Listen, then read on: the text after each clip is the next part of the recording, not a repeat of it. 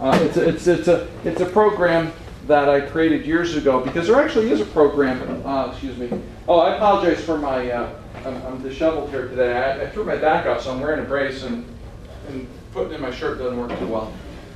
And so I apologize for that. But what happened was, I found out there was a program called College Goal Sunday that helps parents file their FAFSA.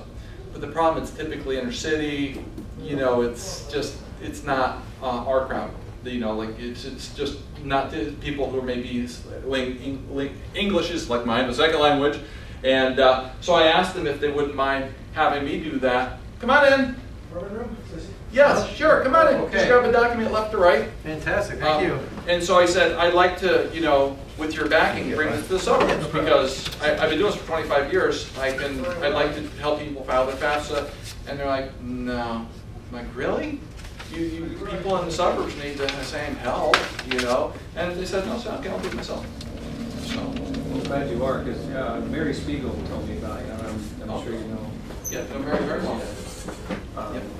Her son and my son are both seniors at Trumbull High. So. Okay. Good, good, good. So we're going to begin, even though I know we're kind of, there's actually like no 6 families stuff. So, oh, there we go. How you doing? Good to see you. My wife is done. Oh, okay, good, good. Hi. How are you? Good. He asked me so many questions last time. He drove me nuts. Oh boy. Yes, No, he was yes, okay. He likes to ask questions. We like to ask questions. So. Yeah. No, that was good. No, I like questions. So, anyways, this will be. I like to kind of understand who I'm talking to. Who here has current seniors, high school seniors? Okay, junior, and yours? I have a daughter that's at the community college in Okay. first year, Okay. and I have a son who's sophomore. Good. Now, when I talk about colleges and this whole process, you're going to find out there's all different requirements and these documents.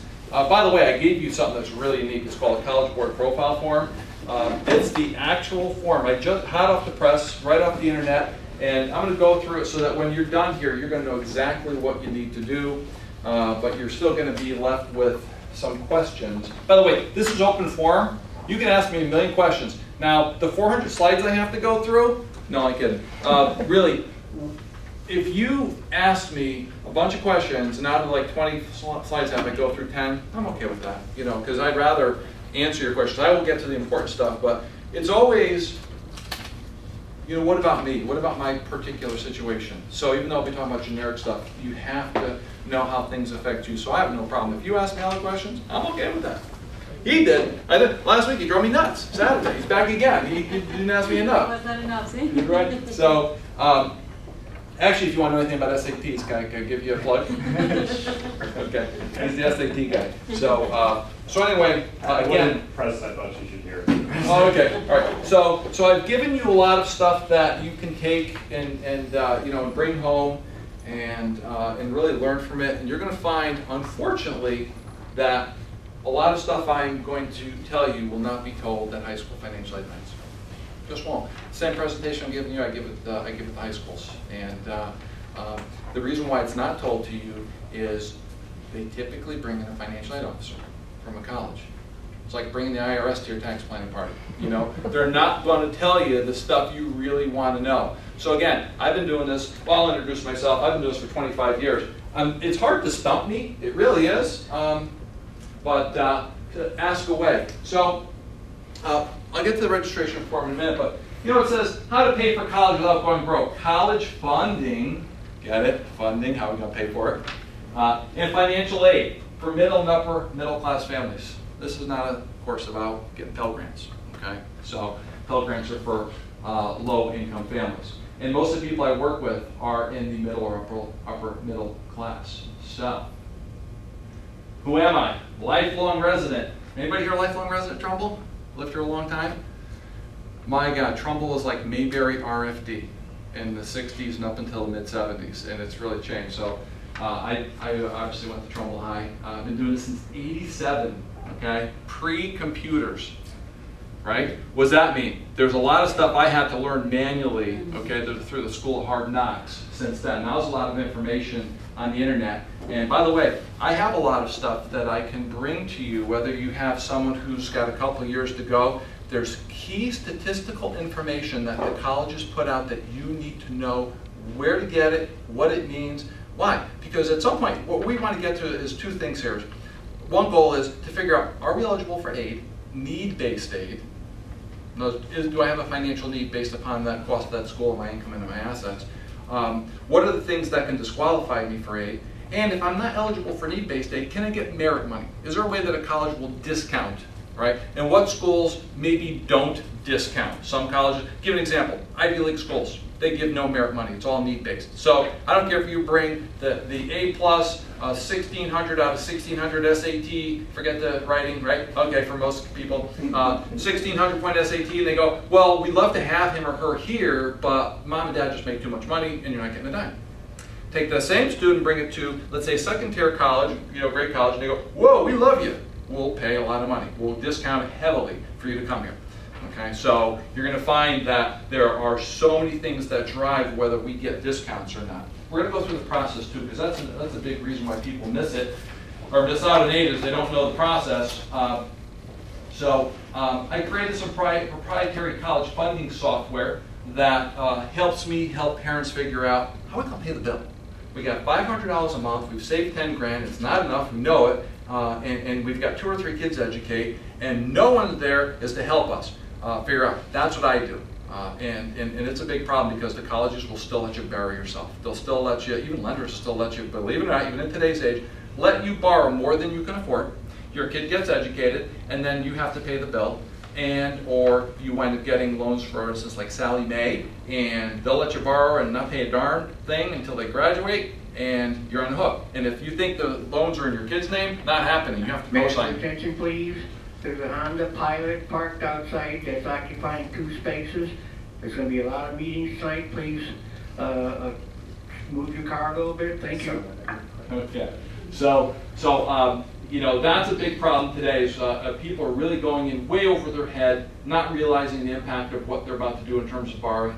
I do speak at quite a few places: Bethel, Christian Heritage, Danbury High School, Fairfield, Ludlow, Laurelton Hall, North Branford, Notre Dame. I do Trumbull. I do here for the town. I also do it their continuing education class. I don't do the financial aid at Trumbull High because they want a financial aid officer. Okay, so be it.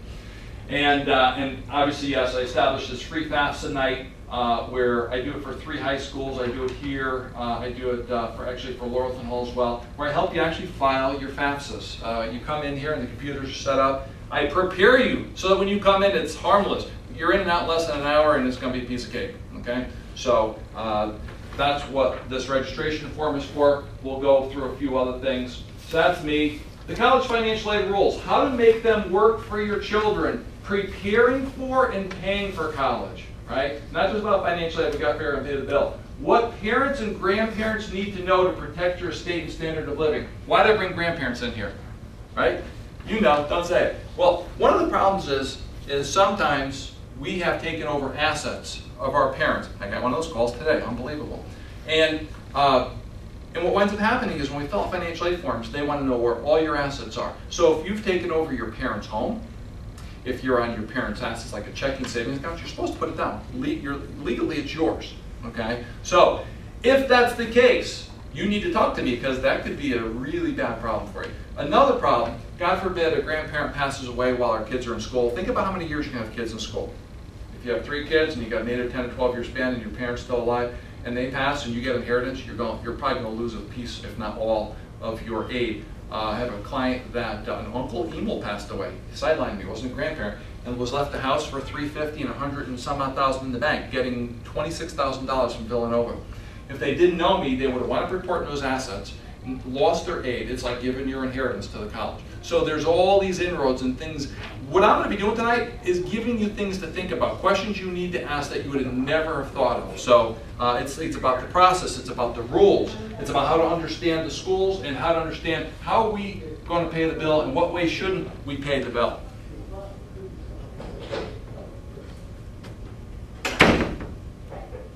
Okay, so we have this registration form.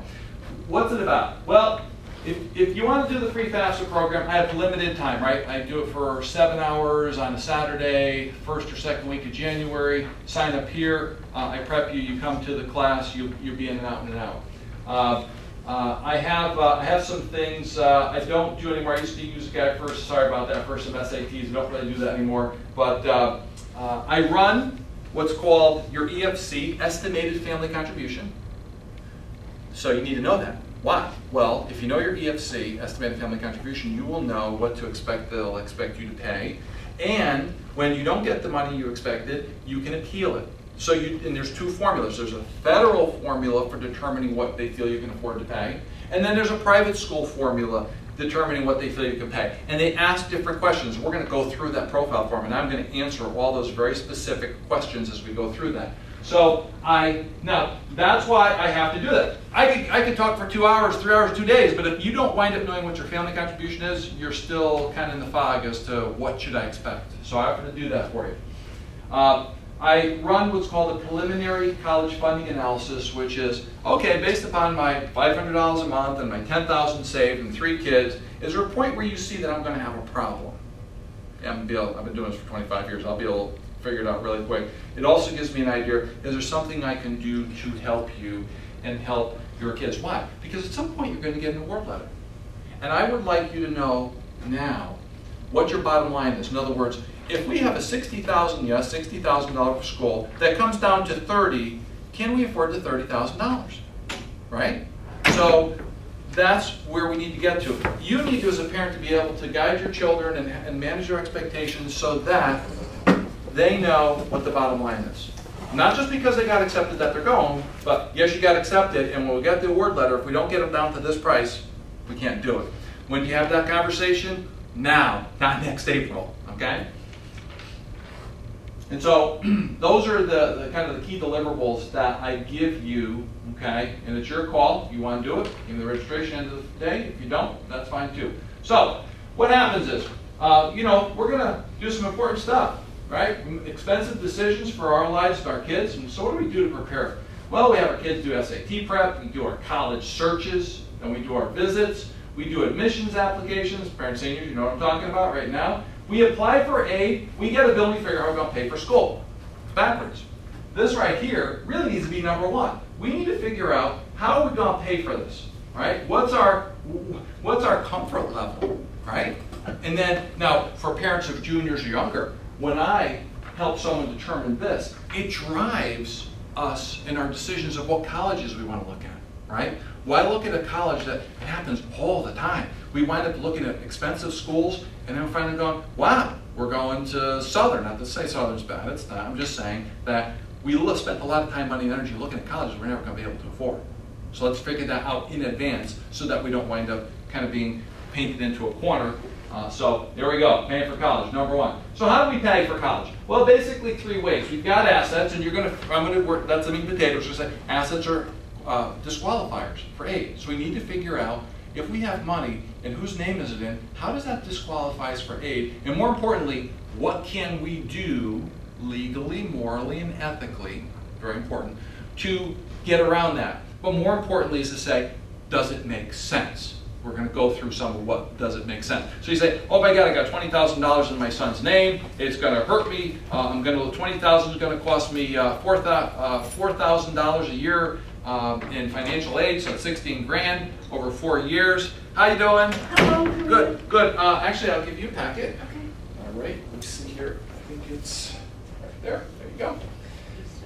It's open forum, so feel free to ask me any questions. So we'll talk about the assets and whose name they're in and how they count. Income. This is important. You need to understand this. Let's give an example like Southern Connecticut. Southern Connecticut's around $20,000 if you live there. And so your kid gets accepted, and let's say you get no aid, and then you say, well, how do you want to get paid? They say, well, it's $20,000. We have a 10-month payment plan, so give us $2 grand a month. You go, I don't have $2 grand a month. I got $500. They say, we're not taking your $500. We want $2 grand a month. So what does that mean? They're going to say, go find a lender who will give us our $2 grand a month, or 2 payment plan, 10 grand on August 1st, 10 grand December 15th. And you determine with your $500 of income that you can use and figure out how you're going to pay those loans. You're not going to get any help from the colleges. That's all they're going to do is say, we have 2 payment plans, how you come up with it, we don't really care. Scholarships. Local scholarships, good, right? Nothing wrong with that. I'm just saying, be careful about the internet scholarships. It's kind of a waste of time. I mean, there's so many people going after them. It's just a god-awful waste. I haven't met anybody ever met anybody who won any scholarships on the internet? Yes? No? I haven't. I've been doing this for 25 years. So it's not that they're not there. There's just so many people going after them. So we got to be careful. And of course, financial aid. We're going to talk about the financial aid rules and the process because this is always a piece, always a piece of the puzzle. So we're got to figure out what's our chances of getting this, and how do we use this and this to pay the bill, especially if you have 2 or 3 kids. Because I'm going to tell you, anybody have kids in college? By the way, anybody having kids in college right now? Did the college say, let us help you figure out how you're going to pay the bill? No. They're typically going to say, go take out a parent loan, which is the only government loan program out there. It's called, and I'm going to give you an example. And I'm not a big fan of it for a lot of reasons. It's expensive, and I don't like the payment terms. So we'll talk, that's towards the end. All right, so who gets aid? Is it the families with the most need? No. Financial aid goes to those families who best understand the college selection and aid process. I have a lot of clients who are earning $200,000 to $300,000 a year, and they're still getting discounts from the colleges because they position their kids in colleges where they're good academic fits. By SATs, Mr. SAT guy, you put in your 2 cents a go. Good SAT scores, you want to be in the top 25, 30%. That's where the money really starts to flow. Good good fit GPA. Obviously, extracurricular activities are important. By the way, there's something that a lot of people never hear of. They're called college data sheets. Unfortunately, it's not a really good repository for them where you can say, let me look at every college data sheet in the land. The best way to find it, believe it or not, 2 ways. One, type in the name of your school and data sheet, and it might bring you to the website, the college website, where they have the importance of the data sheet. It tells you everything they're looking for, soup to nuts. It is magical. There is a website that's tried to do it, collegedata.com, and they've done a fair. I actually use that website for a lot of statistical data on aid, merit aid, need-based aid, and they have actually a lot of those data sheets. So that's good. Now, so. The reason why, if we've got time for college selection, there are schools that give away a lot of money. There are schools that give no money. Okay. For instance, University of Massachusetts Amherst, great school. The popular schools, they don't give the dough away. Quinnipiac, great academic school, incredibly stingy with their dough. Okay. Fairfield University, if you have need, they'll give it to you. But if you have extenuating circumstances, they basically don't care. I'm recording now, boy, I gotta watch out for that. Sacred Heart University, they're very flexible. I see they have the Sacred Heart, they have a heart. I see a lot of discounts. I've had people go in and sit down in the financial aid and work it out, and they've really worked with families. So you're gonna find that every school is different in how they treat you. Okay. So, one of the biggest problems that I've seen over the 25 years I've been doing this is the lack of understanding of this very important concept. What financial aid forms do the colleges require, and what are their filing deadlines? If you don't remember anything else, remember that. Go home, call the financial aid office at every college and say, what financial aid forms do you require, and what are your filing deadlines? Right now, for instance, today, I actually have somebody file their profile form. College Board profile form. Many private schools want it. It's on the, you got it. It's on the net right now. If your child applies early action or early decision, there's a good chance they want that by November 1st or November 15th. I'm doing it for 2 people right now that we have a November 1st and the other's a November 15th. So the number 1 reason people blow it, right there. They don't know what schools want what forms and by what deadlines. And yes, often early action, right?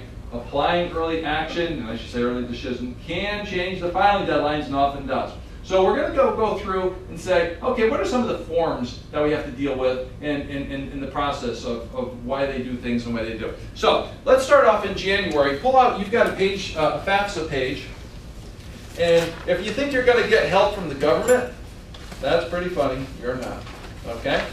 The FAFSA, which stands for Free Application for Federal Student Aid, it's just the first page. And the reason why I made a copy of this, I've been doing this for years, is that there's an instruction on here. This instruction has sunk more ships for people. There's an asterisk next to it. It says, using your tax return. If you're supposed to file, and seniors, a 2012 federal income tax return, we recommend you complete it before filling out this form.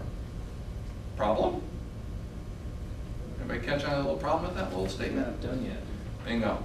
So how does Mike Daly do a free FAFSA class in January, the first week, when we haven't done our taxes yet? What you didn't know because you never did it before was that you can go into the FAFSA, file with estimated numbers. It's that simple. So what happens is, January, whether you do it yourself, right, online, or you do it with me, we go online, we file, we use estimates. What estimates? Well, is your income relatively stable? Use last year's 2011 tax return data. Bingo, right? So what happens?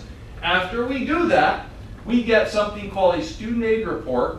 And the student aid report, oh, by the way, take a note.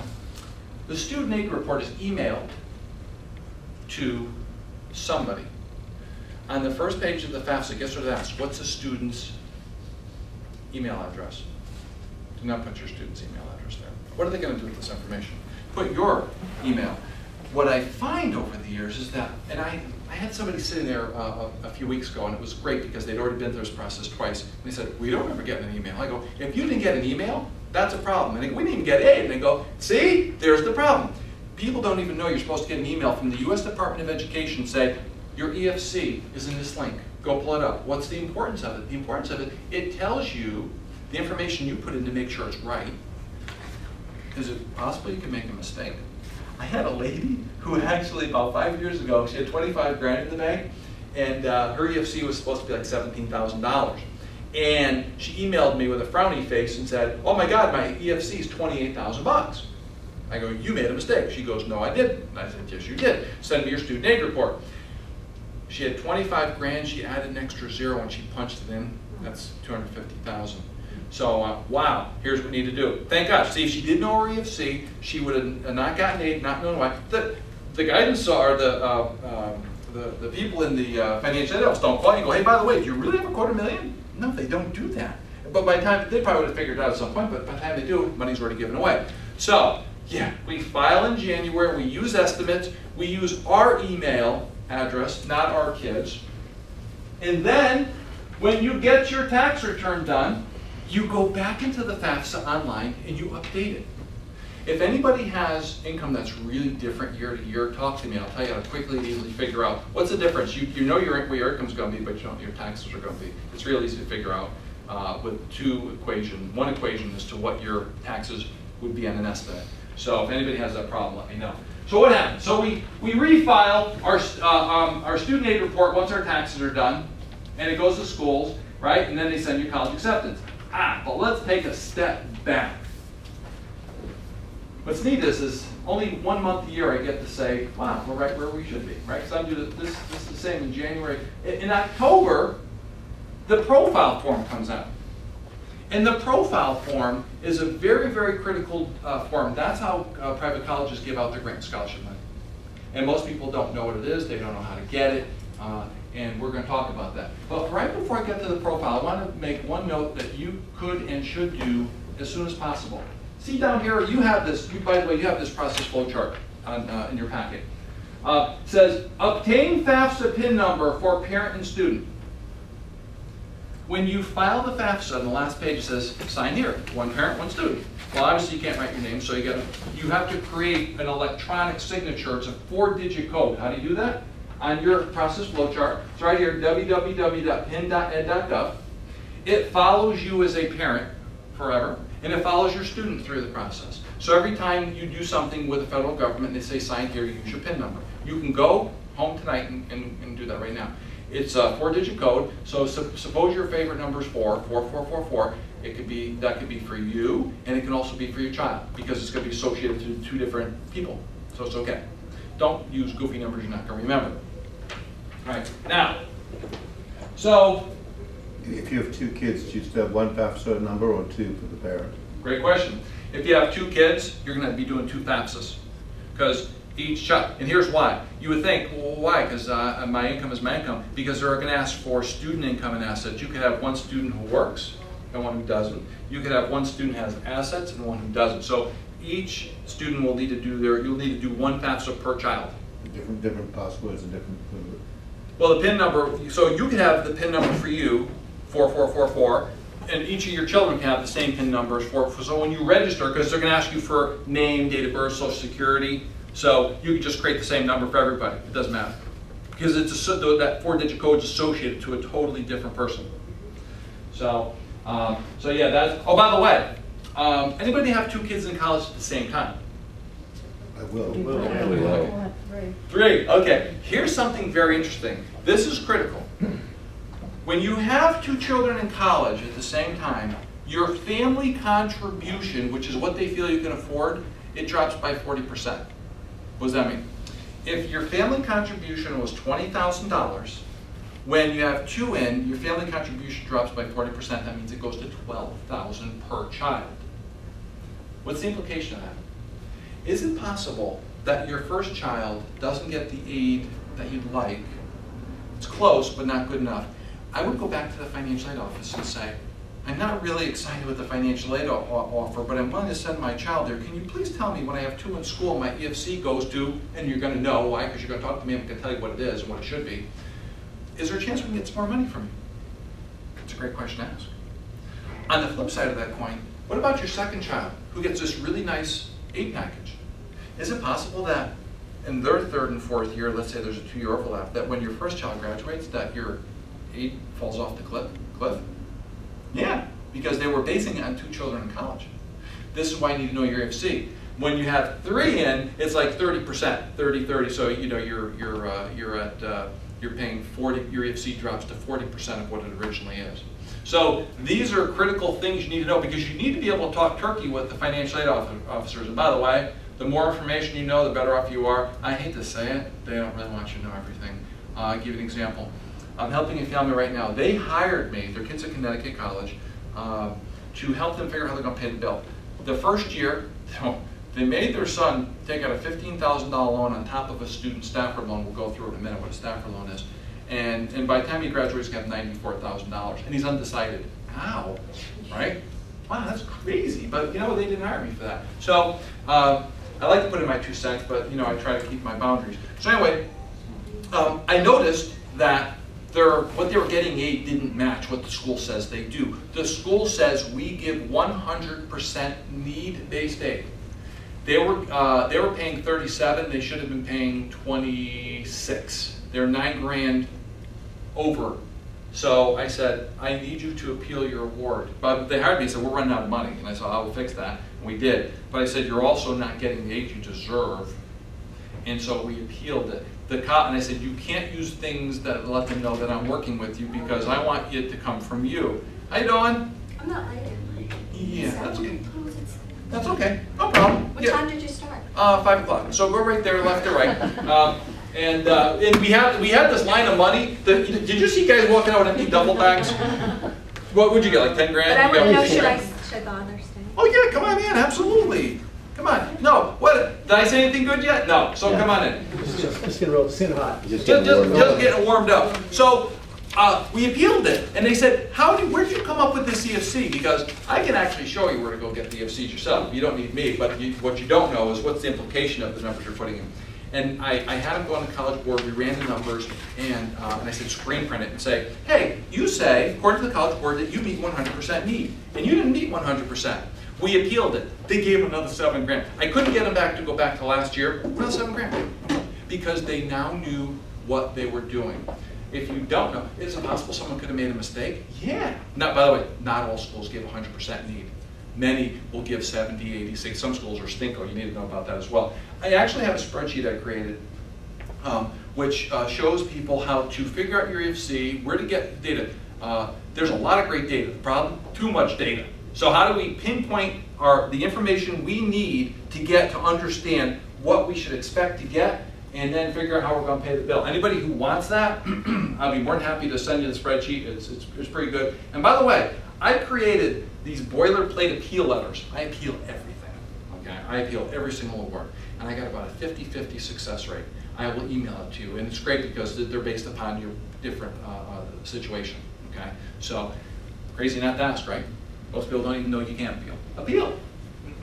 So what happens is, in October, the profile, by the way, it came online already, it's up there, it's on the College Board website. Oh, here's something that'll save you a lot of grief and aggravation. When you go home and talk to your children, tell them you want their username and password for the SATs. Because you're going to need that username and password to get into the College Board profile. Now, the importance of this is that right now, if your child applies early action or early decision, then yes, they may want the profile very soon, like as far as November 1st. So you need to find out. What you missed, the most important thing you missed was that you need to find out from every single college what financial aid forms they require and what are their filing deadlines. That's critical. It's like, if it's not number one, number two reason why people miss out, because you know where how the colleges tell you? They put it in literature that your kid has that you didn't read. Okay, that's the biggie, all right? Now, what I want to do is I want to go through and say, what if we file the FAFSA? What do we actually get when we file the FAFSA? Well, by the way, all state schools only want the FAFSA. The important reason for you to know that is to manage your expectations. If I'm going to file the FAFSA, what's available to me? There's two state schools that want the College Board profile, so only two out of them that I'm aware of. One is North Carolina, Chapel Hill. I think the other one's like University of Ohio. So other than that, that's why I say, save yourself trouble, find out. So if we file the FAFSA and we do it in January, what do we expect? What should we get? Here's what you should expect to get. No matter who you are, no matter how much money you make or how many assets you have, as a freshman, your child is eligible for $5,500 in student Stafford loans. What does that mean? Student loan, you don't have to co-sign, it's theirs, not yours, okay? But why did I separate numbers? Every year, the $2,000 that your kids are eligible for is always interest bearing, meaning that they call it unsubsidized. Interest accrues from day one. You don't have to pay, you can float it if you want, but it does accrue. This portion here, okay, can be an interest-free loan. How did they decide? Example, cost of school is $50, your EFC is $30. There's a $20,000 gap. As long as your EFC is lower than the price of the school by at least these amounts, your child gets these monies here, interest-free, for as long as they're in school full-time, including graduate school. You know, the fifth year, it's kind of funny, I added that years ago. You can't, you in the back, I can't remember. What's your name again? Patrick. Pat, okay, that's my only son, I should remember that. You can't answer these because he already knows. What percentage of kids going full-time to college graduate in 4 years? Anybody, just throw up a percentage. 24. Which, 50? Someone said 24, said 24. Okay? It's just my favorite number, that's all. It happens to be correct. Only 24% of full-time undergrads graduate in 4 years. Now, and we're going to talk about the reasons why, but that's important because there's also implications for us parents, meaning money, is that we're expecting our kids to graduate in 4 years. State schools are worse. So is it possible that we can send our kid to a state school, save some dough because they're a little less costly, but because they're in school for 5 or 6 years, we wind up spending a lot more money? How do you know? collegeresults.org, www.collegeresults.org. That's not the only website, but it's the easiest website. You can punch in any college in the United States and it'll tell you their graduation rate. Based upon 4 years, 5 years, and 6 years. They're not good. They're really, really bad. So to give you an example, Southern Connecticut. My middle son went there. And I said to my wife, he's never getting out. And only 9% graduate in 4 years. And you would think, you'd say, okay, so we must go from like 9 to 99 in 5 years. Oh no, it goes like 30%. It's a disaster. Why? Many reasons. Obviously some of it is our kids' fault, right? Because they changed their mind, they failed the class. Biggest reason, can't get the class. Can't get the class, can't get the class. If I don't take this class, I can't take that class. So I'm still full-time because I'm taking 4 classes, not 5. And it's a big problem. It's a disaster, okay? By the way, collegeresults.org is a nonprofit organization. They did a phenomenal job putting it. There's a lot of great websites, but they did a nice job because there's really good information in there. And compare, like if you say, hey, my son wants to go to Fairfield, you show me like schools. I'll go to college results, I'll type in Fairfield, you only hit a button. Boom, find similar schools, and it brings up all the schools that have the same statistical information. In other words, average GPA, SAT scores, soup to nuts, size of the school number, it's amazing. So that's a good website. But the point I wanted to make here is, this is just about everything that we're eligible for at a state school. That's it. The only kids getting more money than that are either Pell Grants, meaning low income. What's low income? Family of four making $50,000 a year. You're getting Pell Grant money. Okay? Work study. Our kids can get work study, right? So our kids work on campus, and let's say as part of your award letter, we're going to go through an award letter. Suppose the award letter has $2,000 work study. Who gets paid the money? Anybody got an idea? Kid. Yeah. Our kids get paid the dough. So does it discount the price of the college? No. Add that back into the cost. So what do they spend it on, right? Pizza and soda. So, all right. So my point I'm trying to make is, even though it's important to do the FAFSA, traditionally you're not going to get a lot of dough out of it. There are some private schools that do only use the FAFSA. What I have found is generally they don't give a lot of money away. And so what's the implication? The implication is, if we're going to have this school, we're going to have you do the FAFSA, we're not going to ask you enough information that we really need to understand how we're going to give you money. Well, why? Because we're not going to give you a lot of money. So they don't really care. Now, is it possible that the school could want something else? Yes.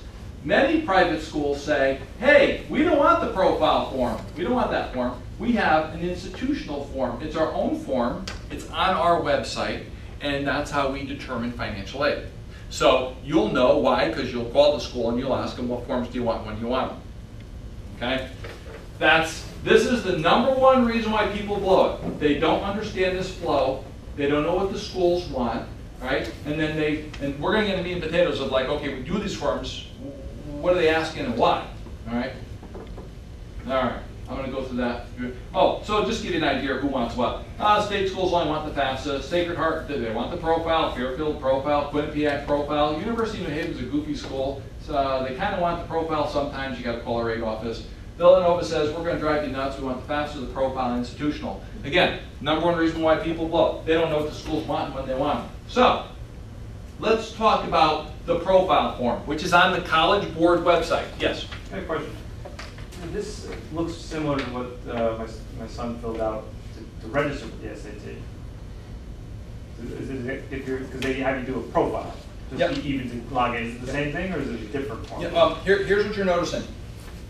When you register for SATs and the profile, the first couple pages are the same because it's basically name, address, date of birth, social security number. Right. Yes. So when you go into the profile, it will, when you register, it'll actually recognize your child. It'll have a lot of the data, his name and date of birth, social. Updated every time you register for the test. Right. So I'm going to go through the profile because you need to understand some of the questions they're asking and why, so that you can maybe make some decisions and do some financial planning prior to filling this out once you find out what's going on. By the way, if you notice it says profile online up top here, 2013, 2014. If you go online right now, this is it. This is the form. Here it is, right? The answers to the test before you take it. I'm going to go through the questions that are important. It's not all inclusive. You really should know. So by the way, what's nice is you can go in and you can register. You can start filling it out and save it and back out without submitting it.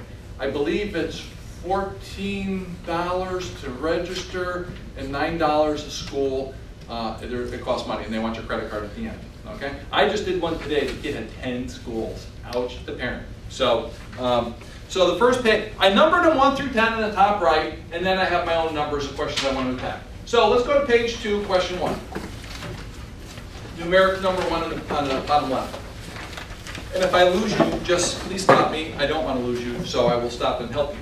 Enter, it says number 1, enter the total current value of this parent's tax-deferred retirement pension, annuity, and savings plan. Okay. Now, there's a very specific reason for this question. Yes, they want to know the value of your retirement assets, but they don't count. In other words, it doesn't change your EFC. So why are they asking? They're asking because they use that as for judgment, when they have to make a judgment call whether you deserve more money or not. There's actually, the information's there. Go on the College Board website, type in professional judgment. It'll tell you everything that they use professional judgment for. There's a spreadsheet of retirement assets, and based upon your age and some other stuff, how many assets they feel you should have in retirement. And often it's the case that when I appeal, I look at someone's retirement assets and I look at the chart and I go, we're appealing, we're going to include that in the appeal. We're going to throw it right back in their face. It's just that people don't know where the information is. Can't blame you, it's just there's too much stuff going on. So now, the point I want to make as well is that even though the profile asks for your retirement assets, and they don't really count, they don't change the EFC, the FAFSA does not ask for your retirement assets. But there's a problem. There's a question on the FAFSA that says, how much did you contribute to retirement in 2012? And it was weird because until I started doing these free FAFSA classes, I didn't understand how people interpreted questions. I had people go, they want to know the value of my retirement account, right? And I'm like, no. They want to know how much money was withheld from your paycheck. So if you're putting money in a 401k and you're putting 10 grand, they want to know, they want to know how much you put in because you weren't taxed on it and they're going to count it. But they don't want to know, so FAFSA says, we don't care about your retirement assets, we care about your retirement assets. This is the profile, but this form is much more important than the FAFSA because this is where the free dough is coming from. Okay? That's the importance of that question. See, there's implications, there's things you'll never know unless you met me, because there's some other stuff you're going to go, wow, I can't believe, what they're doing. Page 4. But if you've got you've got to put down what you've got, right? You do. In other words, you put down what you have, but again, there's no bad implication of putting it down. You just need to understand, if I'm going to appeal and my assets aren't what they should be, based upon their criteria, I'm going to use their criteria to appeal. That's all. And there may be no effect whatsoever. So just have an understanding that there are reasons for these questions. You won't know the question. By the way, if you ever saw the instruction booklet on this, it's like War and Peace. It is unbelievable. It drives you crazy. This is worse than 2 tax returns put together. Question 2. Estimate the income parent 1 earned or expects to earn from work in 2012 using their 2012 W-2s. It gets very technical, as it needs to be. What I'm going to say is just be careful and read. So it says, go, if you're doing it 1040, it's line 7. Why am I going to this level of detail? Because people try to take shortcuts. If you put your gross income here, you have screwed up. They want your net income. What's net income?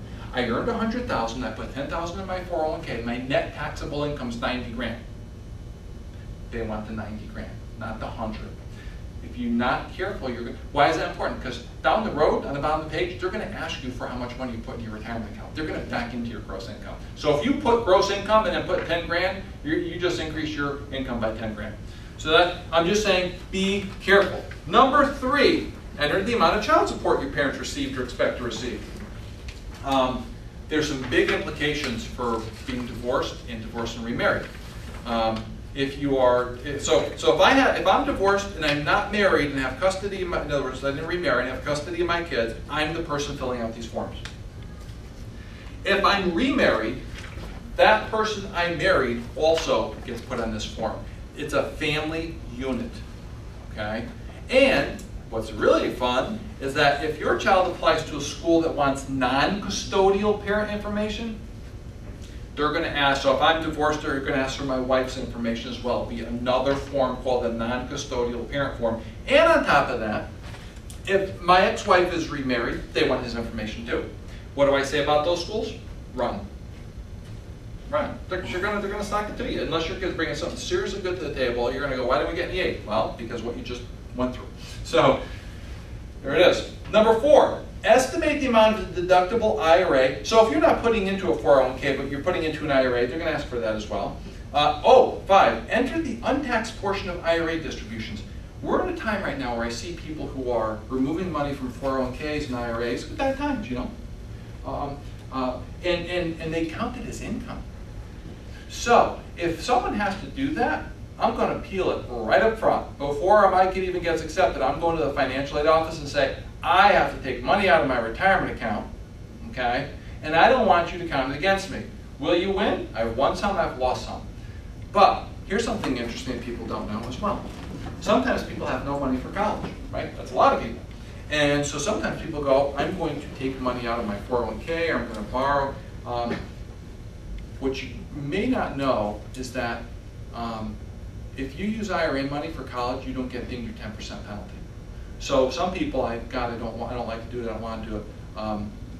Sometimes if somebody needs to go there, say, don't take your 401k, if your company allows, it's called in-service non-hardship distributions, roll it to a personal IRA, and then take the money from the IRA.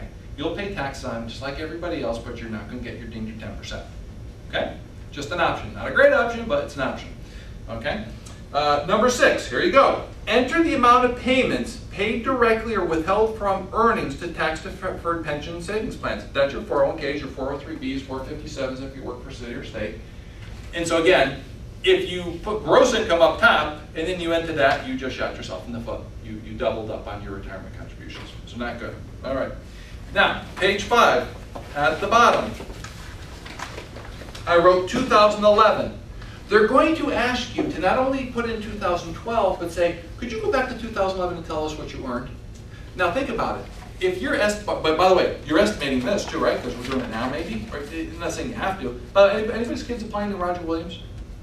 Okay, Roger Williams has a for regular decision. January 1st they want this. Kind of crazy. So is it possible that you're putting in, so saying, what happened in 2011? You go, well, I just put 2011 for 12 because I estimated. That's okay. I'm just letting you know. So you're going to see redundant information. So I'm going to put 2011 for 2011, 2011 for 12, and then turn the page again to page 6. Actually, at the bottom of the page it says 2013. You're going to say, what do you think you're going to earn next year? Unless you know something seriously changing, same information. So you're going to think about, when you do this, you're going to go, what the heck are they doing? Yeah, it's redundant, so go ahead, it's okay. But I want to go up top to number 7. Enter the amount of your parents' 2011 untaxed income and benefits. I want to make you aware of on the website that this question has a worksheet. You'll see in the middle of the page it says PP115B worksheet. You have to click on worksheet online so it expands all these questions, and typically the one that you're going to be answering is, how much did you contribute to your 401k? It says payments, tax deferred pension, and savings. I know this is technical, but this is the money document right here. So you better know it, right? This is it. So I hate to get technical, but I have to. All right. So let's go to page 7, questions 8, 9, and 10. And here we kind of get more into the meat and potatoes. Question 8. Enter the amount your parents have in their cash, savings, and checking accounts as of today. Okay, let's talk about rules. Money in our names as parents are counted tremendously less than the money in our children's names. That's the way it is. FAFSA says we're taking 20% of every dollar from the child, and we're only going to take 5.6 if it's in the parent's name. But wait a minute, even better, it's only after an asset protection allowance. So 20 grand, right, 2 times 2 is 4. We just lost 4 grand in financial aid because we had money in our kid's name, times 4 years, 16 grand out the window. But if I had the same 20 grand in the parent's name and that's the only money I had, it doesn't count at all. Because you have an asset protection allowance of about 50K. Now, I will say that the formula for profile is a little different. They will take a little bit more out of parents, but still it's not counted as much. So, for anybody who has money in your kid's name, you should be thinking, uh-oh, am I going to lose some dough? Yeah. Is there anything I can do to bypass that legally, morally, and ethically? Yes. Should I? I don't know. What do we need to know? We need to know what your EFC, federal and private, this is a private school question, it has nothing to do with the federal government. And once we know that, we say, what's your EFC with the assets? What's it without? Does it buy us anything if we remove the assets? If and only if then we talk about what are our options. What can we do? What should we do? Okay. So I'm merely making a point to say, I'm not saying go home and go do stuff, crazy stuff with your kids. No. I'm saying you need to understand what the impact is, and then make valid, good decisions based upon knowledge. Okay. Don't go home and and just spend your kids' money or do goofy stuff. Talk to me. I will tell you over the phone what the impact is and what your options are. What if you have a 529 that's in your kid's name? Okay, great question. We're going to get to that because it's actually yours. All right, so good. It's actually the next page. Thank you. So number 9, enter the total value of your parents' assets held in the names of your students, brothers, sisters who are under age 19 and not college students. What? They want to know younger kids' assets. Why? Because they say, are you playing a chess game with us? Because you figured out we're going to ask for this kids and you're going to bury it over here in the other kids? Yeah, that's the reason. But they're taking a look at the family as a whole and saying, your ability to afford college is based upon how many kids are going to college and how much money you've saved for all of them. So again, it's counted against you. What can you do? I don't know. We may do something, we may not do anything. We have to understand what the impact is. See, we have to be careful. Stuff that we do for tax purposes, right? Why do we say our kid's name first in the first place? Taxes. Anything you do for taxes generally shoots you in the foot for financial aid. Just the way it is. I'm a registered investment advisor, and I do planning. I'm sitting with people that got kids 2 years old. I'm planning for college. I'm planning for retirement. I'm going, we're not going to do stupid stuff with your kids' money, okay? And if you're high income, I'm probably going to use the 529. If you're middle income, lower income, I'm probably going to use a UGMA because it's very flexible and I can maneuver in and out of that easily. So everybody's situation is different. All right. Number 10. Boy, I love this one. What is the total current market value of your parents' investments? Let's turn to page 8, because this answers your 529 question. Page 8, number 11. They're saying a 529 college savings or prepaid tuition plan is a parent investment, not a student asset. Second or third biggest reason why people lose aid is because they list their 529s as a student asset. It's a parent investment. Okay? The way it is. Now, anybody have relatives, grandparents that have set up 529s? Okay. No? Okay, I won't go to that. All right, number 12. What is the current market value of your parents' home? Oh, by the way, did you notice the terminology? Who are they writing this to? Student. Yeah. I've had some people go, they want to know about my parents. No, not the grandparents. You are the parent. And they think the kids are going to do this, right? Hello. I actually do have some parents have their kids do it, and I can't believe it. I've seen everything. All right. Very subjective question. This is money. We're talking about money right here. What's the value of your home? They count equity as money in the bank. It's a balance sheet question. You got 100 grand in equity? It's like having 100 grand in the bank. Sometimes more expensive schools will limit the equity based upon your salary. You didn't even know they could do that. I'm working with a guy in Greenwich right now, and I'm having them actually limit his equity on his home. He has some special circumstances. By the way, his special circumstances, he's got big medical expenses for his wife, so that's an extenuating circumstance. This form allows you to put extenuating circumstances, things that you just can't tell by numbers. And if anybody has it, let me know. There's some schools really have a heart and they'll work with you, and some schools won't. But so what's the value of your home? What are you right below that? What do your parents owe on their home? What year was your parents' home purchased, and what was the purchase price? What are they trying to figure out? Equity. So what you don't know is that there's a formula they use for what your value of your home is. It's based on the year you bought it and how much you paid for it. Wouldn't you like to know what that is? Here's the problem. When they ask this type of a question, the answer is different when you say, well, how long do I have to sell it? A day, a month, a year, right? There's all different prices. So what I do is I actually use a formula that nobody even knows is there. It's called an implicit multiplier. And I'll say, okay, you can sell your home for $500,000, but the multiplier says it's worth $4. That's a $100,000 difference. That's a big number. What do we put? I'm going somewhere in between. See, what we also don't know, you say, yeah, my home, it would be worth $400,000 if I didn't need a roof and a furnace and a driveway, right? So these are some things that I'll actually appeal. Silly stuff like that. It all helps. So we got to be careful. And then what's also, yes? Silly question. As far as valuing the home, how far do you have to go? I mean, you don't have to get an appraisal or anything, but I mean. You actually asked a very great question. They almost never question your numbers. They do have criteria they use. Like there is, like if you said, oh, I think my home is worth 300, and the multiplier said 400. They're either one going to question your answer, or they're just going to say, we're putting it to 400, and they won't even tell you, just get less aid. So if you just go to Zillow or something like that, and just kind of, okay. Careful, Zillow sometimes is spot on, and I've looked at Zillow and gone. That's why I was wondering how to go get a real number, because. I can help you. Okay. Yeah, I can help you with that. That won't be a problem. Now, on top of that, I just did this, and I forgot to click on it. Right below 12, about 3 or 4 sentences later, says, what is the total current market value of your parents' real estate other than their home? It's PA 180A. You know, your summer homes that we all have. Actually, you may. It's okay. You may have real estate property, you know, investment property. But this again is what I said earlier when I said if you're on your parents' home, you know, trying to protect it, right? Gotcha. It's really bad. You need to address that quickly.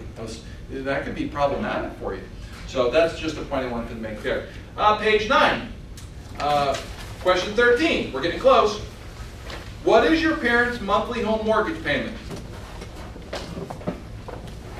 Simple question. What are they looking for? Principal and interest? Principal, interest, and escrows? Not at all. Not at all. I never get questioned. By the way, that was an expense question, right? They just asked me for an expense, right? So far than that, have I asked you any other expense questions?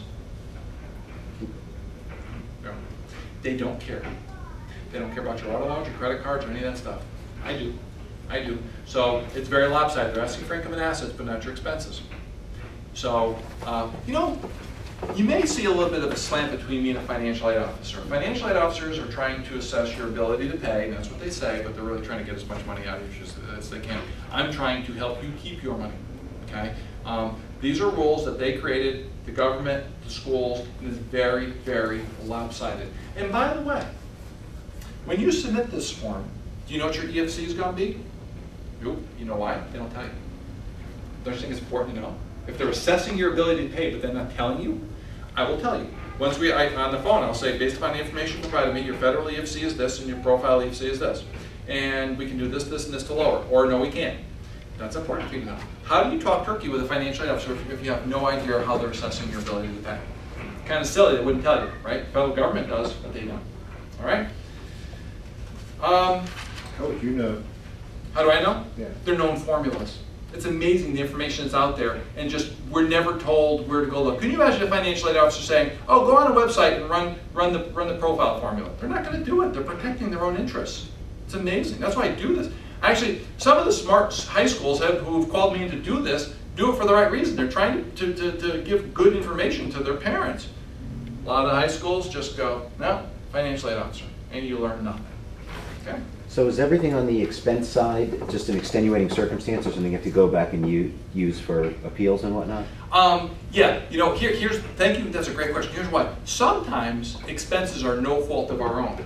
Lost a job, I have people who've maxed out everything just to save their home because they weren't working, and that's not our fault. That's something I'm going to appeal.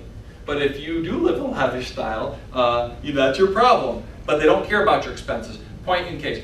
This form, what it does not include is there are over 700 supplemental questions they can ask. There's none on, I just did Fairfield University when I built this one. And guess what the first question they ask? What kind of car do you drive? When'd you buy it? What make, model, style, year, how much you paid for it? So they're going, don't you go ask us for money when you're driving a brand new Beamer. I did one for a guy 4 years ago. It was in real estate. You know, you gotta have a nice car. And he just bought a Porsche Cayenne, and he bought a Mercedes. I mean, it was a very expensive school. I'm laughing. I'm going, are you serious? They're probably gonna, I would like to be in the boardroom when they look at this. They're gonna be laughing. You know, they don't even need drinks to laugh. This is hilarious. You're not gonna get a dime. Your lifestyle's too high. So, Yeah. for example, let's say you have $50,000 a year in medical expenses. So that Okay. affects your AGI, but not your line 14 or whatever on your front end. Yeah. So And that's something you can. Thank you, because medical expenses actually are asked here. Oh, That's okay. one I didn't go through. That's one that does count, and it has to be over a certain percent. I have a guy I'm working with right now whose wife has just been, just years and years and years of cancer, and he's just spent so much money. She's not been able to work, and we're using that as appeal. And he's got a good student, so we're going to get some nice discounts. Mm-hmm. It's unfortunate to have the expenses, but that's something, yes, that you can appeal. I love this question, number 14. Enter the amount your parents think they'll be able to pay for your college expenses. Survey said, what? How much? It's, again, a very subjective question. I'm merely making you aware that they're going to ask it. I just did one today, divorce situation. I kind of had in my head what I thought, and I said $5,000. She goes, I agree with that. Talked to Dad, and I had something in my head, which was 15. He said, I agree with that, so it's 20 overall, which is pretty close to what the family contribution was. And I'm gonna say, so I don't know what the right answer is. Let me give you an example. So you say, hey Mike, I've got $500 a month, that's $6,000 a year, and I've got 10 grand saved for this child. That's 2,500 divided by, or 10 grand divided by 4 years, 2,500. 6 grand plus 8,500 bucks, that's what I'm putting. How they look at it, I don't even know, but I'm not gonna go too high, okay? 0 is a bad answer, by the way. And are they talking about like on a monthly basis, on an annual basis, all in? All If in you one- defer it 5 years? Per year. Okay. Per year. Right, so it says, enter the amount your parents think to be able to pay for your 2013-14, so it's 1 year, right? So, got a really tough one. It's something I have to think about all the time. And then just a point of reference, number 15, then they're asking for student assets, right? So they're gonna ask again, and this is where they're gonna heavily assess and increase your EFC. This is why I do this. Let's get on the phone, let's figure out where you're at. Is there anything we can do that's legal, moral, and ethical before? By the way, you as a parent have the right to structure your estate, right? Your income, your assets, and your debts any way you choose. It's your right, right in America. This form says, what's your situation the day you hit the submit button? Not yesterday, last week, or last year. So we're allowed to pre-plan. If we know the rules, then we can use them to our favors. Okay? There are things that don't count. Here's a big. There are certain assets that do not count for financial aid. Am I going to tell you what that is? No. Why? Because I don't want you doing something without knowing the impact of it. So all of a sudden, if you ask me a question and I said, oh my God, take your money and put it here. And you go, great. And you did the same thing, but that was not right for you. And it's like if a doctor, trying to, over the phone figure out what you got. It's bad, and I expect your attorney to call me up and go, man, you made my client lose money because they made this transfer and it didn't get made. So what I'm saying is, yeah, there are things you can do that will help you, but it has to make sense. Let me say that doesn't make sense. I have $20,000, no, let me use smaller. I have $5,000 in my son's name, and I know it's going to disqualify me for aid, so I'm going to go move it into somewhere where I can't touch it for 5 years. Your son's going to Southern, not going to get a dime because you make $100 grand a year, so what did that buy you? Zilch. So it has to make sense. How does it make sense? You got to run the numbers and say, where do I stand? Where do I stand with my EFC? By the way, how is the school giving out aid? Remember I mentioned Quinnipiac? Not so good in aid. I've seen people who are eligible for 20 grand in aid and get like more. That's just the way they are. So when your kid says, I'm applying to a Reach College, you're going to be a full paid parent. Reach colleges, they have said, we have no reason to entice you by giving you money. Whereas a college that they're a great fit, they're going to go, come on down. You're the type of child. There's a whole, colleges are business to make money. This is all big business. U.S. News and World Report rankings, they mean stuff. So if we raise our SAT scores, and how do we raise them? We attract kids that raise our SAT scores, right? That means, what's the implication? We're teaching to a high level, we're a better school, we could charge more and get more. There it is, business in a box, all right? So the only thing that this form doesn't have is the additional questions. Yes? I'm just curious, when you have to pay for college, do you do it by the quarter or by They offer 2 ways to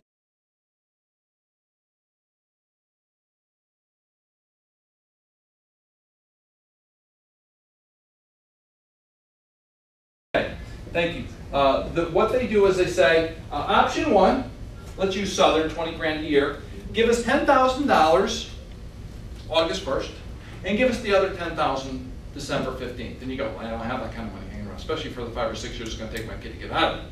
Okay, how about our 10-month payment plan? 2 grand a month, please. And you go, I don't have 2 grand a month. So this actually, so that's it, that's how they pay. This leads us into the final piece of this, is to, now we go through this mess, we fill out all the forms, and we get an award letter. We get the award letter. Please take out your award letter from Brown University. And by the way, do not think I'm trying to sell expensive schools to you, right? This works at all levels. I just used Brown University award letter because they did a pretty decent job of explaining their financial aid award. All right. It says educational costs, $45,330. Family contribution, $23,380. Notice the terminology, contribution. That's what they feel the family can afford. By the way, it was based upon the profile, not the FAFSA. The FAFSA is obviously included, but the profile is more important because they always feel you can afford a little bit more. So do the math. $45,330 minus $23,380 equals what? Look at the bottom of the page in the handwriting. It says 21,950 need. Well, it also says 100% need met. This college gives 100% need. If you're eligible for it, they give it to you. That's great, maybe. Let's talk about that. So here it says Brown University scholarship, total 15,950 on the far right-hand side. That's free money, that's a direct discount. And then they gave him a work scholarship of 2,300 bucks. Who gets that? Student, right? So I add that back in. Perkins loan is a student loan. I don't see that too often, lower income families. Federal direct Stafford loan. By the way, since Obama took over, he cut out all the middlemen. And so all colleges get their federal money right through the federal government. So no more banks are involved. If you remember, $5,500 year one. So they got some free money, they got some work, they got some loans. And so the cost goes from $45,330 down to $23,380 plus the work study. Question, which you'll all be faced with this, is this a good award? Any comments, thoughts? Good? Good? I think it's good. Good? Yeah? Good, all right. So, here's what happens. I walk into a Lamborghini dealership, and there's a $200,000 Lamborghini on the floor that they've got on sale for $150,000 bucks. That's a good deal. That's a really good deal. Problem? $150,000 bucks. So the problem becomes for all of us. This is not just a problem right here in this little room. This is a problem across America. That's why I teach this to other financial planners around the country, is that we need to help people figure out what they can afford. So the real answer is, yeah, it actually is a pretty good award. But can we afford the $23,380? And what if we have more than one child? So maybe we can afford this if we have one child, but maybe we can't if we have two. So the final thing I'm going to do tonight is bring you through a little math and explain why you, remember in the front I said the first thing you need to do is figure out how much you can afford to pay? This next slide, turn it over, is why.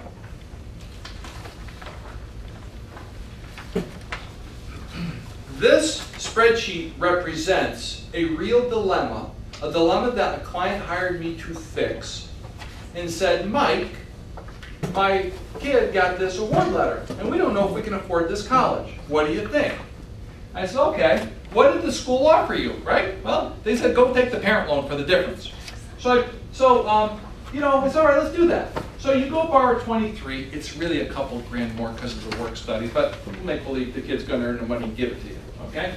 So 23,000, you go do what they say, take a parent loan, P-L-U-S, parent loan for undergraduate student. It's a 10-year payback. It's not 8.5%, they dropped it, 7.9%. It's a fixed rate. Why is it so high? Unsecured loan, okay? On top of that, 4% origination fee. Ouch, okay? So I said, let's do it, let's see what happens. So you borrow 23 grand, 10-year payback, your monthly payment's $288 per month for 10 years. You told me you've got $750 per month that you can commit to school. Okay, so well, it's only costing $288, you got $750, you're left with 5 grand left over at the year. Happy, happy. Let's do the math. Second year, school says, welcome back, we raised the price as we always do, 5% is the national average, so you have to take a second loan. So, you got 2 loans, first loan, second loan, totals $598 per month, right? Or 7 grand a year. Don't worry, you got $750. $750 is certainly higher than $598, got a couple of grand left over, life is good. Year 3, you take on your third loan. They said, oh yeah, we raised our price again. By the way, there's a website, it's a really good website, it's a government website, and they track every single school's increases in price every year. So you can see what it is number-wise and percentage-wise. The College Navigator, collegenavigator.gov, and it'll tell you so you can see what to expect. You got your third loan, you're up to $928. Fourth year, and by the way, they're going to graduate in 4 years, okay? So fourth year, you got your fourth loan, you're up to $1,282 a month. Uh-oh, I'm $6,000 bucks in the hole that year. What do you do? What do you do? What do we all hear about? Consolidation loans. One loan, you're going to extend the payments. I'm telling you, it's going to be a disaster because you're going to have longer payments, but the interest is going to really raise. You're going to spend a lot more money in interest. It gets worse. Your other child says, I'd like to go too. So you go, okay, so I base this on a 23,380 growing at 5%. By the time they go, that school's going to be 30K. All right, this actually turned out to be exactly what happened in this, because remember, look at this was way back in 2010. You got you another loan, another loan, another loan, another loan. Here's what you're short each year. 10 grand, 15 grand, 15 grand, 26,000 you're short that year, 26, 26, 20. Ow, ow, ow, ow, ow. 19, 18 years later, you're in a whole 200 grand. You're never going to get there. You're never going to get there because your interest is going to be higher than what you can afford. So the point I'm trying to make is, even though this looks good and it looks affordable, because that's a big number. I don't get that number that often. My number one answer is $500 a month. Okay, everybody's different, but so we go and we do this, and this is a disaster, right? So why do the schools not help us? Why do they say go take this parent loan? They got nothing else. Remember State's Attorney Cuomo, before he became governor, he sued all the lenders and said, shame, shame, shame, you guys were giving kickbacks to the schools. So the schools are saying, hey, go to Sallie Mae, go to Chase, go to Citibank. And if you can afford to give them kickbacks, then you're overcharging the American consumer. We're suing you, and he got his millions and millions and millions, made a name for himself. So schools say, hands off, we can't help you. Go to the parent loan, that's all we've got available. Need more money? Go get a private lender and figure it out. So we as parents have to figure it out. That's why I built my customized software to say, let's figure out based upon not only our savings, our cash flow, but let's look at the way our debt is structured. Is there any way we can put all of these things together to make it work in a way that's comfortable to us as parents, right? And understand how much debt we're going to be in, how long it's going to take to pay off, and we want to make sure we can afford the payments, how much debt we put our kids in, careful, right? And so that's where this comes down to. We go through this entire process. You just saw the flow chart, do all this crazy stuff, and we're left with this. This parent, it's on our backs. By the way, I see a lot of people go, you know, we're gonna have our kid take on loans, and then we'll help them out to the best of our ability. I'm sorry, and if anybody didn't cop out, because unless you just didn't realize, your kid, by the way, as soon as you take out a private loan, you're signing for it. They're going to make you co-sign. No one's going to give your kid a $10,000, $20,000, $30,000 loan. They're not. So your kid, you know, 50%, if you saw last night debates, 50% of all kids graduate college, no job. Bad economy. So guess what? They get out and go, I'm not making any money, and they're looking for $1,500 a month. And you go, ooh, so now they want me to pay as a parent because I co-sign. So what do? You don't want to ruin your credit. You don't want to ruin their credit. You're on the hook. So what's the purpose of all this? Now it's time to become an educated consumer. So that what do? First thing, how much can we afford? I got $750 a month. Okay, I got 10 grand in the bank or whatever, maybe no grand in the bank. My kid's looking at these schools. I need to know what my EFC is. I need to figure out what's the likelihood of me actually getting that money from the college.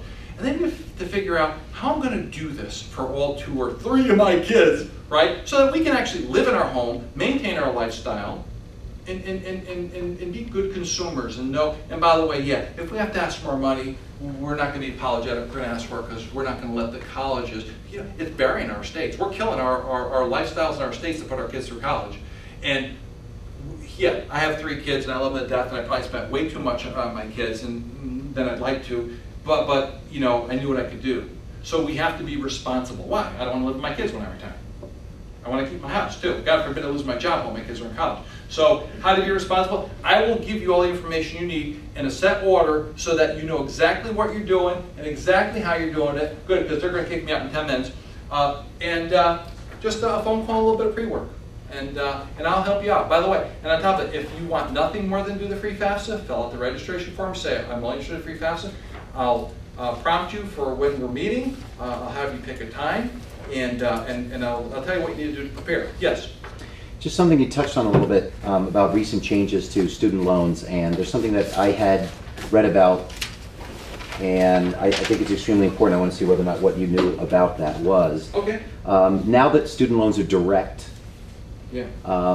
There also have been changes in bankruptcy law that make it so that those would not be dismissed if your kid were to go insolvent. They will not be dismissed. Okay, so in case anybody wonders what that means, having a student loan, which used to be through a private institution but backed by the government, similar to the SBA, is now a direct loan, which is the equivalent of owing tax to the government. Now if your kid goes and they're very smart and they go and they get a degree in science and they get their master's in science and they go out and jobs are bad and they become a teacher And they're doing everything they can, and they're not being bums and skirting their loans, but they start to fall behind, and very truly and honestly become insolvent. And their debt is wiped away in bankruptcy, and they're having to start from nothing, no credit, no anything. It's you know, it's something that's a necessary thing in society, and it's not easy. They go bankrupt because they cannot even afford to live. They still owe those student loans. It's the same thing as owing taxes to the government, which is actually something very insidious and part of the healthcare bill because it has to do with healthcare. But I'm looking at this and saying, I don't want to put my kids in a situation where they're taking student loans, because I realize as an adult, not that they're not adults at that point, but you know what I'm saying, that the real implications behind that. They're not coming out and having a mortgage where they'll lose their home. They're coming out where they might end up being a slave to that debt, truly. Absolutely. And that has changed just this past year.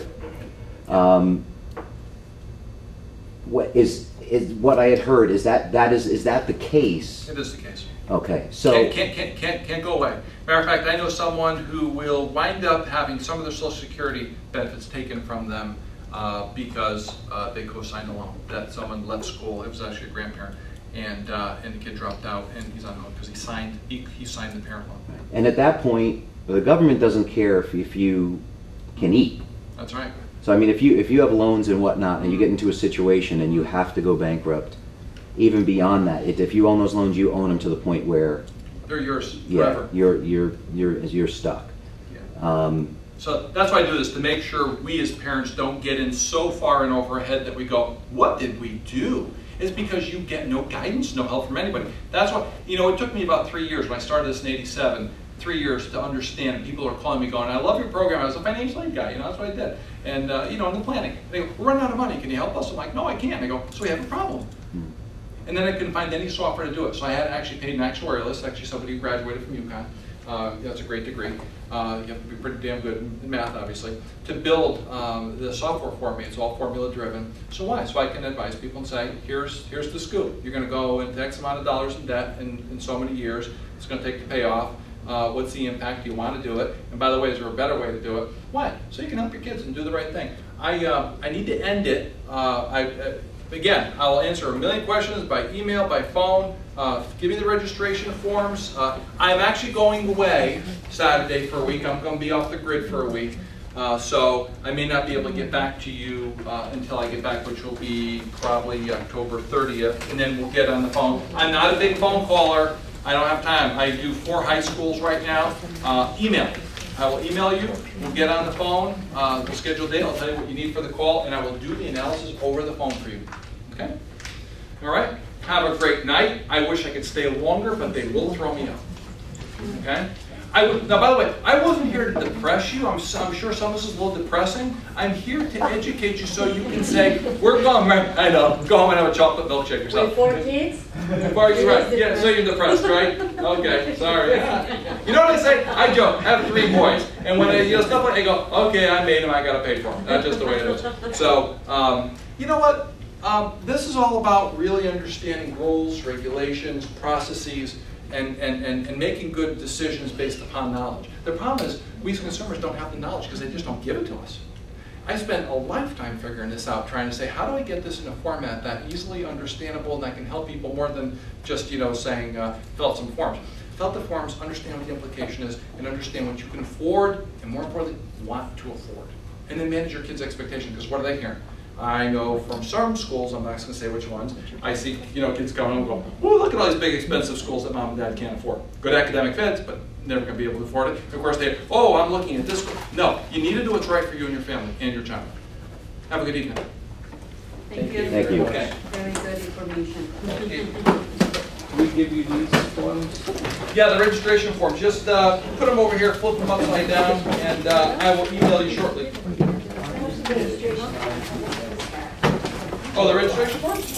Yep, they're right over there. I think it's going to be able to email you some information to everyone catch up on. Oh yeah, you want to? My email's on. I saw this that. flow chart. So just yes. But you did, so it's definitely a lot of things to consider, and definitely want to catch up. Absolutely. Okay. Very good. Thank you. Same shirt as you. I got another one just like that. Yeah, I'll go ahead. Yeah, that's funny. How are you? Good stuff, thanks. Okay, good seeing you. I'm gonna move it over here so I know. You too, good questions, okay. Oh, yeah. Okay. That's funny.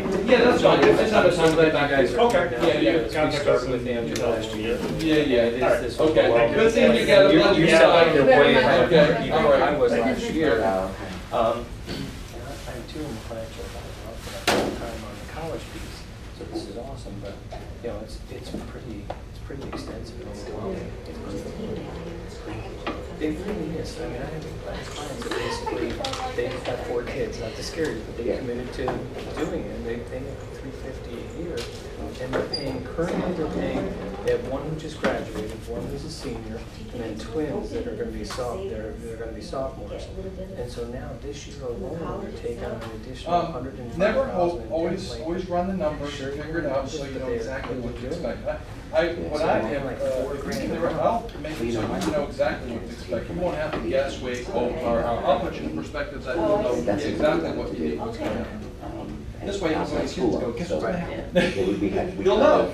had both, you know, Both sides. All right, yeah, so good. now I'm actually, I don't want my kids to have government loans because of how that's changed. Well, what you I don't just know, said people was under- news for me too, I was not aware of that. To me, that's one of the, That's huge. that's huge, and anybody that's ever gone through any sort of situation with the government knows that. It's not fun. No. But, what was I gonna say, but, Yeah, good insight. It's amazing how many people have no idea that you just can't back out of those loans. They're yours forever, Yeah. forever. Oh, by the way, And it's not even so much wanting to back out or being people dead, you know, being a deadbeat or that sort of thing. It's life. It's Life people, happens. right, and you get into a situation where you're a teacher or whatever, or you can't get a job, and Right. there's just no way out. Do you want me to get your camera over here? Don't forget your Oh, camera. yeah, wow, that would not be good. Yeah, it's actually still running. Thank you. Yeah, erase the parts where I'm railing against the, against the, up here building.